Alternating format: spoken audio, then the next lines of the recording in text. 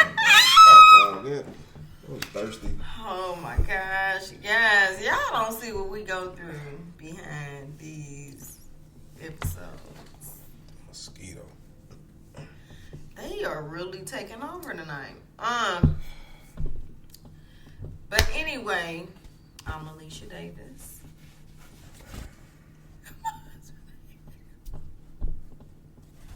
I'm in. Yeah. And we are the Common Sense Couple. My husband is frustrated, guys, because... Is this recording? It's not recording. Is this recording? It's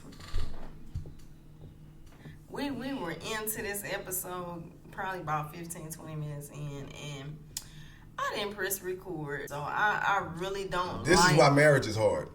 Oh, man. This is why marriage is hard. Yeah, it's hard. I see it now, y'all. It's hard. It is hard. Oh, babe, we didn't even introduce the title. Look how he acting. So our title was, Should Marriage Be Hard? Should it be? Or do you believe marriage should be hard? Do you believe marriage should be hard? My husband, in our unrecorded episode, he was speaking differently. He was speaking his truth. And now the frustrated version is speaking the truth. That okay. No, it's not the truth. It's I don't know, man. Now I'm thrown all the way off because it was a really good segment. Like it really was really flowing. It was awesome, but I don't know why this keeps happening to us. Maybe it's just it's a Mac. Okay, we can just start using yours then. We can start using your what is that, Galaxy book? What is that? You know you like it better than yours, so why don't we can start using the Galaxy book to do our episodes now. So anyway, episode, guys, should marriage be hard? I posed a question to my husband that you guys didn't hear. And I said, okay, I'm asking you this question, not as your wife. I'm asking you this question as someone that you've known a long time. In the close to 7 years, we'll be married 7 years in July. So in that time period, have you ever felt this is hard work? This marriage thing is hard. No, I never felt like it was, because when you explain something being hard to me, I'm thinking I immediately go to something physical. Like that's where I go. Like I worked at a job here in St. Louis called Contico, and that was hard work. That was hard for very, very, very little pay and almost no appreciation. What did you do at Contico? I made Rubbermaid trash cans, like the bottoms of them with the wheels, the trash cans, the big totes, like the big trash can you have at XM Studios. Yeah, those had wheels on the bottom. So it was my job to put the wheels on the bottom of those trash cans. It was a hot plant, hot machinery, plastic that had to be molded. So if it's molded, I mean it's melted. That's hot. See, that's hard to me. And I also had another job where I worked in cleaning out airplanes in the middle of the summer with no AC. They didn't want us to turn the plane on, the AC on. They was like, "No, you're wasting fuel." So we'd be in there hot boxed, sweating like in the middle of a St. Louis summer, cleaning out airplanes in the middle of the night. Like that's hard to me. This being able to communicate effectively, because in my estimation, it's all about the communication. Just being able to communicate and work through whatever it is you got to work through. Maybe people think it's hard because it's one person pushing and y'all just, maybe bumping heads or whatever. But I just didn't see that. I didn't feel that. I felt pressure and stress from other relationships I've been in to where physically I felt it. But when it came to marriage, I saw what I was expecting. When people would say, "Oh, this is the hardest job you're going to ever have. This is the hardest job in the world is being married. Man, them first 5 years is super hard. If you can get through that, ooh, you in the clear." Like, Why do I have to go through so much pain with somebody I'm supposedly in love with and went before God with? Why does it have to be? Yeah. I don't think it's supposed to be that way. I don't think I just so. never thought, like, come on. Heard people say the first year is really hard. The first 2 years, or like you said, the first 5 years, first 10 years, but really like, oh, that first year of marriage is hard. Our first year of marriage was amazing. Mm-hmm. Even up until now, maybe it is the ability to communicate effectively. Mm-hmm. But I also think it had a lot to do with the foundation that we set. Definitely. Early on, because we went through that, working through the kinks, and I'm not talking to you again. You know, you put me out your house one day, and like we went through that before we got married. We went through that in the dating phase. That was kind of building that foundation. We didn't introduce children early. We saw each other maybe year and a half? Yeah, before the kid, almost 2 years. Before we even introduced children to each other or themselves. Yeah. We just exclusively would spend time with each other. And I think that really helped us build a union, act as a union or a unified couple before we, actually took those vows and got married. Mm-hmm. We already operated as one before we technically became one. I definitely can agree with that. I can agree with that. We didn't place any expectations on anything. There was no expectation, and I think that may have a lot to do with in relationships where people do get married and you try to figure out who they are after you said I do, and that's difficult. Yeah. That's really difficult. Like, I think you should figure all that out beforehand. You really should. You don't have to go into, like you were saying, every relationship looking for this to be the one. Yeah. You were talking about, on the episode or the clip that got, I can't say it got deleted. It just never got recorded. But yeah, anyway, I think it was a part in there you said you were talking about how you would date, but it wasn't like casual sex dating. You were just dating to experience the person. Yeah. Just experience people versus placing them in a box that you want them to fit in. Yeah. That will always leave you upset, expecting something from someone that you don't know anything about. But I had to learn that because I had been married before and I had been married young. So I was divorced by 2007. And we reconnected in 2011. Yeah. And we got married in 2016. So, I had some time to start dating or to see different people, to talk to different people. I just concluded to myself early that casual sex, for one, it wasn't for me, because I could quickly see that turning into a pattern that I just didn't want to go through. Like, it wasn't worth it. I'm not the type of woman to be like, men can do it, I can do it too. I just wasn't that person. So I wasn't going to try to pretend to be that woman. I'm very emotional. I value myself. So it was like, I'm not getting ready to put myself through that. Mm-hmm.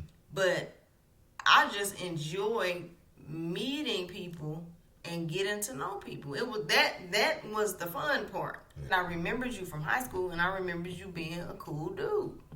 So when we reconnected, I was like, okay, like, he's still cool. Like, you're just cool and laid back. When we did start talking, we just never stopped talking.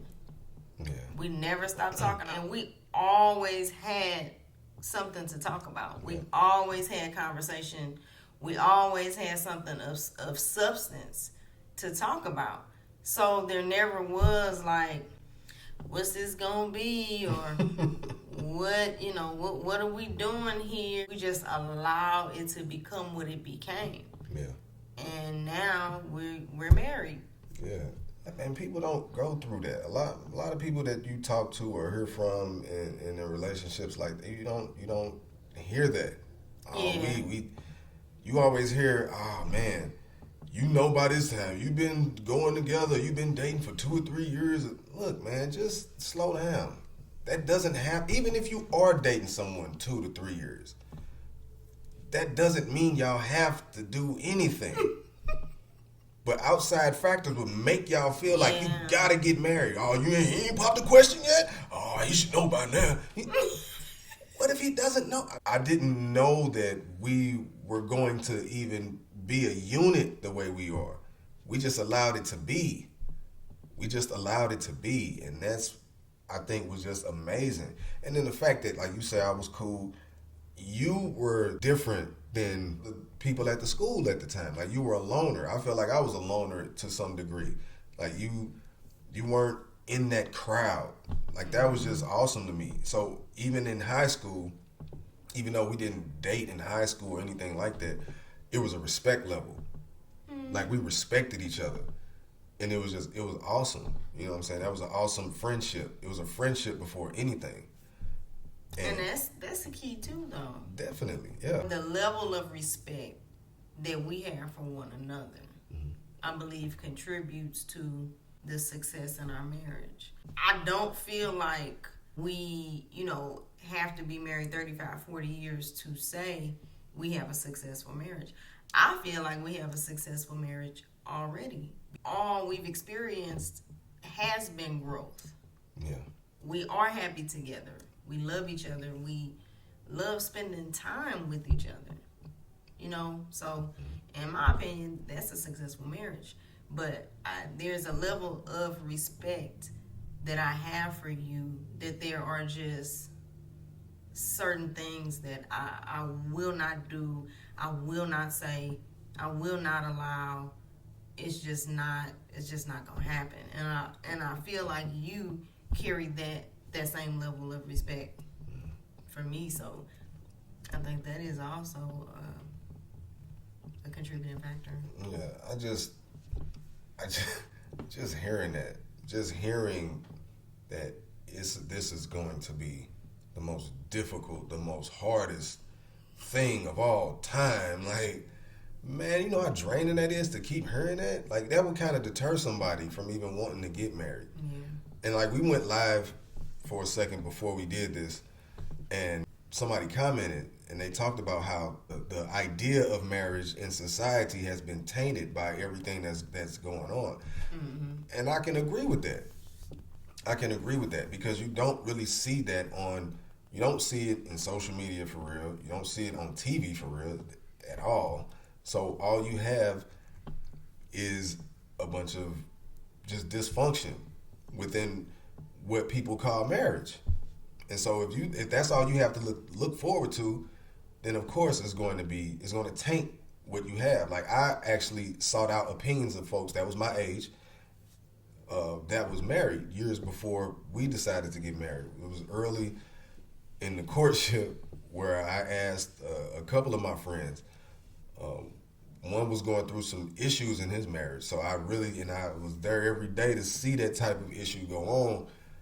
So I really couldn't take it. I knew what was going on. So my other friend, I asked him. He moved out of town, and I wasn't as close to that situation. So I was like, "Hey man, how is it being married?" And he said the same, man. It's hard. If you can get through it, it's beautiful, man. I'm telling you. I'm like, God, dog. I don't think I want to. I just have to figure it out myself, man. I just have to go through it and see for myself, is it really this difficult? Is it really this hard that people say it is? And I just haven't experienced that. And I don't want to. Mm-hmm. I will say that. I don't want to experience it being hard either. Is it perfect? Not at all. Not at all. As you can see, she didn't press record. But we making this happen. I make mistakes all the time. Yeah. And she gives me grace on them on my mistakes. But our situation is very unique.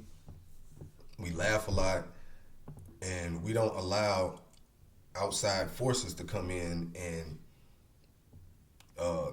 intertwine to bring dysfunction. Yeah. I think that happens an awful lot in relationships. Like, people take advice from folks that are out. You let people in that shouldn't be anywhere near y'all union like that. That is big. That's big. But I saw that from you before we got married. So that was something that stood out to me because no matter who it was, if there was anybody, mom, dad, sister, childhood friend, cousin, my husband would not let anybody disrespect me. He would not let anybody speak against our relationship. He would not allow anybody to come between us. If he had to cut you off, he would cut you off. I've seen him cut people off. I'm sorry. They cut themselves off if that's the case. Because either way, witnessed you do that before we even got married. So I knew, okay, when we do get married, this man is not going to allow anybody to come in between this relationship. That's how it's been. Yeah. And like you said, that is key. We just don't allow that. No, you can't. You can't. Even in social media or in like on TV or people, man, I want a relationship like that. You don't know what them people went through. You don't know what they're going through. They may be going through something really hard. You don't know. You know what I'm saying? You just don't know. So you have to be careful what you say and what you let come into your relationship. Because you can get what you ask for real quick. And before you know it, it'll be over. And you hear it all the time. Divorce is 50%.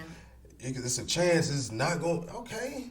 Why is there never anyone talking about the 50% that's working, that's happy, that's waking up smiling and enjoying life? And they don't show you that. Mm-hmm. They don't show us that. We don't see that. You just see dysfunction. And a lot of people are attracted to dysfunction until you get in that. Especially in our community, I think that, like you were saying, there are no more Huxtables or Family Matters or Fresh Prince. It's no more that. The positive unit, black unit on television, as you can see on a broad just scale, like just because what you tune into is what you turn into. What entertains you trains you. So if you've seen the Huxtables or you've seen something like Family Matters for years and years and years, you would try to aspire to be that. Actually, as a child, I didn't have that example growing up of a successful marriage. I didn't grow up in that environment. So I actually resented the Cosbys. Seeing that show, I can't relate to that. But I imagined myself as a child being married with some children, with a nice house and cars and money and stuff like that. Like I imagined that, and I didn't imagine it being hard. I didn't see it being difficult. I just seen love, and I just in my mind, in my imagination, that's what I seen. But you don't even see that now on TV, social media. We just get basketball wives. Like you see that, and come on, man. Like you see that. Why is it nothing positive or something successful on TV where we making investments, we working out together, we picking up the kids from school together, we reading, we educating ourselves, we building a business. Like those are instances that you don't get to see a lot of. You have to go searching for that or create it yourself. But that goes into everything to help you make the decision on, is this the one? Is it not the one? Because if you don't think critically about that, think to yourself, it starts with you before it gets to two. If you don't think critically about what you want, you will be just jumping on the first thing that looks good to you, that feels good, feels fun, until you hit that wall. And when you hit that wall and you run into adversity as a union, you don't know how to deal with it because y'all rushed into it. No conflict resolution. It's just, like you said, we went through that early. Get out. I don't want to talk to you no more. Like you did that early, but it didn't stop nothing. It never felt like it was over. It never felt weighing and just heavy. I have been in relationships like that where physically it just felt heavy. Like, oh my God. But it's not hard to me. I can't even say, it doesn't feel hard. It has to feel physically draining to me. I feel the same way.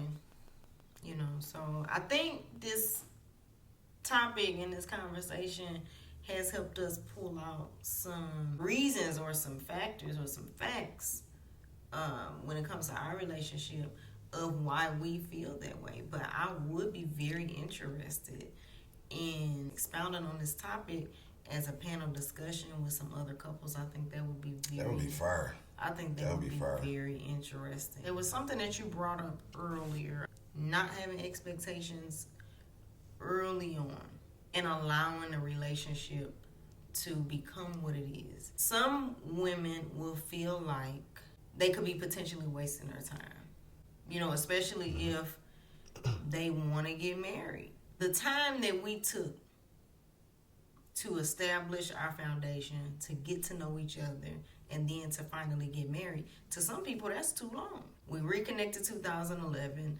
I can't officially say when we started, and that's the good thing. There's no start date. We didn't have like a date where it was like, okay, yeah, we started dating in May of 2013, and then because you my girlfriend. The only thing I can remember is we reconnected in March of 2011. When I say reconnected, we saw each other on Facebook and hadn't seen each other since high school. Yeah. And since my 10th grade year and your senior year. We got engaged September 2015. So like I said, that was 4.5 years. Then we got married in 2016, planned the wedding and everything. To some people, that's too long. Some people feel like, hey, he should have known 3 months after that that he wanted to marry you, and if not, you should have kept it moving. Yeah. For one, I wasn't interested in rushing into another failed marriage. I already had a divorce under my belt. So the last thing I want to do is rush into marriage again just because a certain amount of time has passed. Secondly, I don't think anybody, man or woman, should agree to get married, propose marriage any sooner than they're actually ready to. And you shouldn't want that. When women give ultimatums like, okay, we've been together for 12 years and you either propose or it's over. Well, just let it be over, because if he has not voluntarily done that and you feel like he should have done it by now and he hasn't, just let it go. I see that. And I also see from the man's that's his job. That was my job. That's a man's job on the proposal when he's ready. The women get the wedding, they get the house, they get the life, they get the kids, the man's job is the proposal. You cannot take that from him. You cannot take that. If you take that from a man, you force him to do that, you asking for your marriage to be hard. You asking for a hard marriage if you trying to force a man to propose to you. You asking for it to be difficult. But that's what I'm saying. If you're in a position where you feel like he's not doing this fast enough for me, or I've invested all this time and it ain't happening, you want him to go ahead and just do it because you keep whining about it? You really don't. Or you let it go, or you just be quiet and wait. And then on once again, on the men's side, I had to talk to the fellas. You have to understand, hey, I'm not moving. I don't have to do that. My thing was, what's that song Jagged Edge came out with? We might as well get married. Meet me at the altar. Is that it? No, it's like, no, how it go? I just want to get married.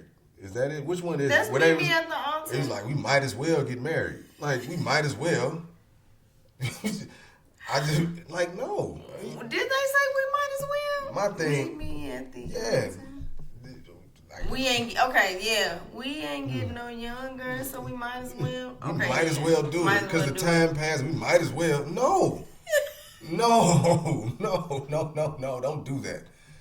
Might as well. I wasn't gonna get married. As I was in a previous relationship, it was long term, and I can't get married on it just cause we've been together, just cause we had some kids, just cause you don't know.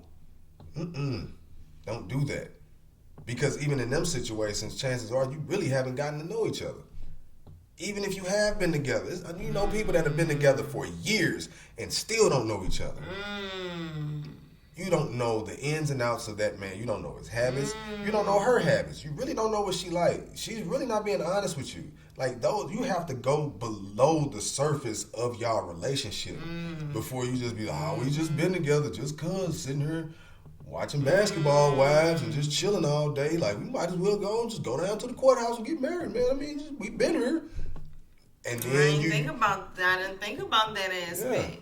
Some couples that no matter how long they've been together, they can be together, 5 years, 10 years, 2 years, 15 years. But they've kind of been on a treadmill. They have not elevated. And I'm sure everybody probably, if you think about it, if you don't, if nobody comes to mind right away, you probably know some couples like that. They've been together so long. There might be some connection with that. Like when you talk about couples that they're together all this time, but they really don't know each other. And maybe somebody within that relationship has had a guard up the entire time, is emotionally shut off to where they're physically there. They can have fun with you, Y'all can sit up and talk about basketball wives or something like that, but it doesn't really get deep. Yeah. It doesn't really get under the surface. You can't really ask them too much about their feelings or they'll shut off. Yeah. But you guys still continue on in their relationship and it just becomes comfortable. It just becomes, oh, I'm used to this person. I'm used to this schedule. She gonna go to work, he gonna go to work, we're gonna come back home. And then you look up and it's 12 years later and you guys are doing the same thing.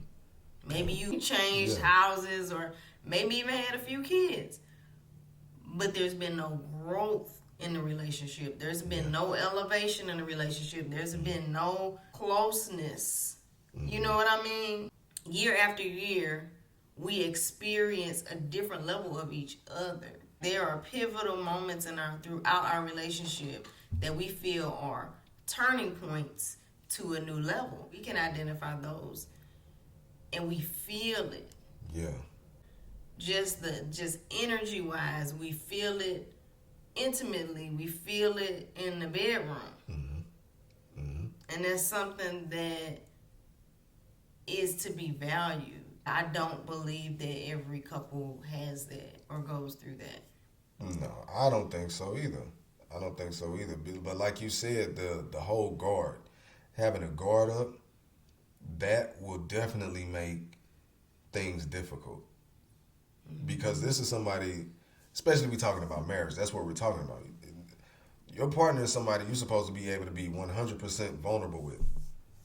You're supposed to be able to be just completely vulnerable with no fear of judgment, with no fear of pushback or, why you feel that way. I can't explain to you my feelings without there being something that you coming back to throw back in my face. Like, we can't just have a clear discussion about how things are going and where are we going. Like, we have to have those conversations, and them conversations can be uncomfortable, but those have to be had. Yeah. Where are we going? Oh man, we just going. We just us. We gonna be okay. Like you say, 10, 12, 15 years later, and then that's where really the frustration comes in, because you look up at your life within the relationship. You look at you, husband. You look at you, wife. What did y'all want before you got together? What dreams and aspirations and goals did you have individually before y'all got together? Because if you didn't even explain those to each other, then there is no way for y'all to go anywhere at once, to move in a militant way, in a strategic way. So you have to have those uncomfortable conversations. Look, I really like this. I really see myself doing this. How does that fit with what she's doing? How does that fit with y'all family? Because if you have one person, well, I want to do this, and it doesn't work, and then now the frustration kicks in. Oh, well, you ain't supporting me in what I want to do. I'm going to just sit over here and not support you in what you... And then it becomes a competition. And it's no communication, all competition. And we know how that go. Yeah, you know how you see it. You see it all the time. Man, I did this. This is my money. No, I don't want them around me. Nope, this is my space. Like, it's one house. It's supposed to be one. But if you don't know what you want before you get to that significant other, before you get to that point, man, that's going to be a hard road. I can see that. I can see that being a hard road. I got this saying, words are the foundation of which your life is built on. So if you're not telling yourself the right things, whether it's before marriage or after marriage, if you're not speaking life and love into you, then your foundation is going to be shaky. It's going to be shaky. And God at some point is going to make you stand on those words. You know, so if your marriage and your union before you get there ain't really solid as it's supposed to be, please seek counsel. You could just, let's take these steps to make sure we're both straight before we even go into this. To where before you say I do, and then you like, oh, it's hard. Now you making it, you casting a shadow on it to other people that may come to you for advice. Like you say, it took 4.5 years. You know how most people would, I don't know who was talking to you in your ear like, he ain't said nothing yet. And I wasn't. Because I'm not just going to pop a question just cuz. Yeah. You know, and if she was like, oh, well, I'm going to have to leave. Okay, well, then that means that just wasn't the one for me. I'm not going to do anything that's going to be detrimental to me. Because if I do that, I can't give you 100%. And that's what you don't want. You don't want somebody that's just only going to be able to give you a piece of them, because they're really not engaged. They're really not intentional about y'all life together. I didn't want that. The way that our relationship was going, of course I wanted to get married, but I never felt like you weren't going to propose or you had no plan of marrying me. I never felt like that. Because if I did, I wouldn't have kept going in the relationship. Yeah. I think that was a tell sign for me. The way that you were intentional about becoming one. Yeah. Like you were intentional about that. You were intentional about when it came to credit or finances or the kids, us, you were intentional about that.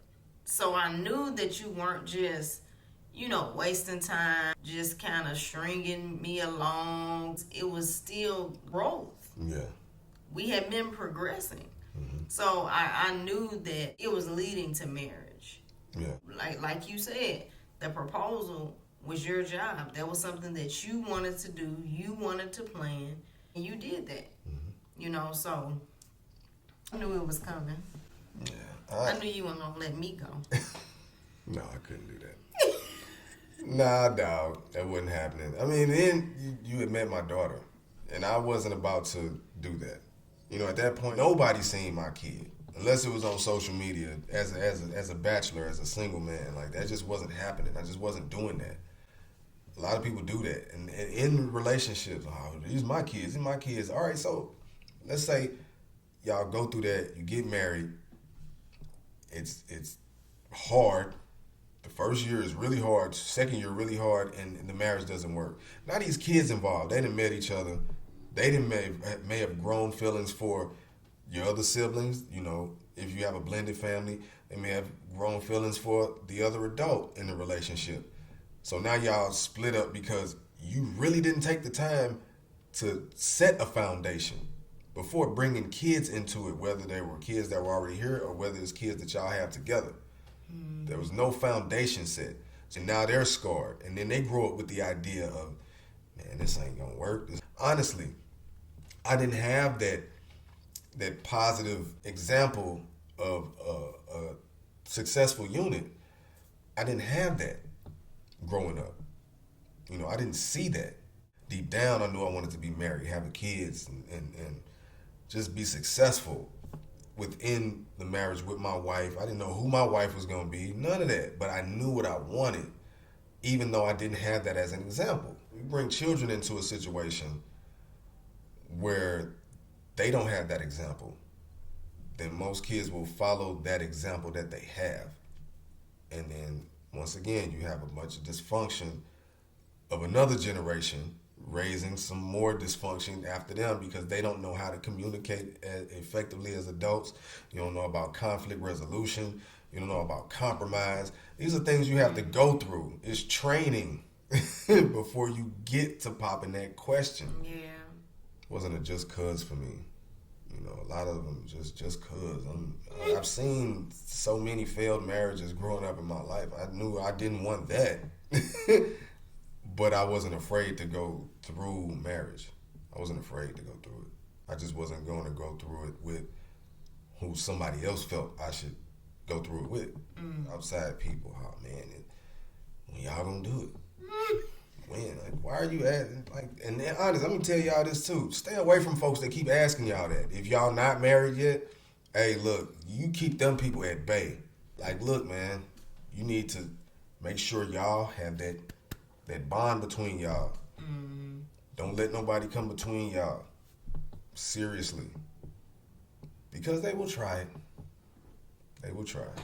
So this was an awesome episode. It was, and we gonna get them other couples in here. Yeah. Because I don't want it to be, you know, like I say, we ain't perfect. We ain't perfect. We just happy. The way to say it, it's not perfection, but it's definitely happiness. But you happy with you though. Mm-hmm. You are happy with you. I'm happy with who I am. Mm-hmm. You're happy with who you are.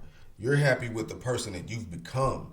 You're happy with the person you see yourself becoming. Right. You know what I'm saying? And me as That's well. That's important too. This is a topic that can go on and on and on, but you keep bringing up great points. Being happy, single, and I've said this before, you have to be happy single before you can ever be happy married. If you're single and you feel like you're miserable because you're single, because you're not married, you're not going to be happy married. No. Like you're not. Maybe temporarily, but there has to be some happiness within. Before we got married, I was already happy with my life. I felt like you added to my life. Ooh, that's hard. You added to my life. Yeah. That person should add to your life and your happiness, but it has to be here first. It does. It has to be. It really does. First. You have to be happy with yourself. I spent a lot of time alone before we got together, before we reconnected, and whatever I was going through in my relationships or what I was going through as a bachelor, single. And like I say, what do you tell yourself before you get in a situation with somebody else? I was happy alone, so therefore I told myself, if I never get married, I'm straight. I was prepared for that. I was prepared to my mama nobody ever thought this was going to happen. Nobody thought I'd get married, man. But I was prepared to be alone and I was happy. Your mom did say that. Yeah, it was real. So that foundation within me, like you say, you added. That was an addition. That wasn't a subtraction. Like, oh man, I'm losing my freedom. I can't go out with my partners no more. I didn't think about none of that. It didn't matter. What mattered at the moment when it was like I placed that ring on this woman's finger, this is it. Michael Jackson. I know you. This is it, dog. This is it. This is the one, because my inner told me, God told me, a voice was like, and it felt right. It was no conflict. There was no inner conflict about the decision I was making, because it was my decision. I get the ring. I do the proposal. I do that.